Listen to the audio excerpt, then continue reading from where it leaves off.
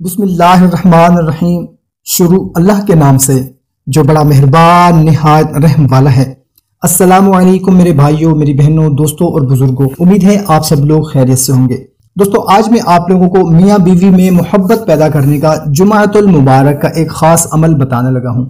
اس عمل کو اگر آپ کر لیں تو انشاءاللہ تعالی میاں بیوی میں بے حد محبت پیدا ہو جائے گی۔ الفت و محبت کے لیے یہ بہت ہی مجرب عمل ہے، بہت ہی مختصر سا عمل ہے۔ عمل بتانے سے پہلے آپ لوگوں سے گزارش ہے کہ اگر چینل پر پہلی مرتبہ آئے ہیں تو چینل کو سبسکرائب کریں اور گھنٹی کو بھی دبا دیں تاکہ آپ لوگوں کو ہماری ہر نئی آنے والی ویڈیو کا نوٹیفیکیشن ملتا رہے۔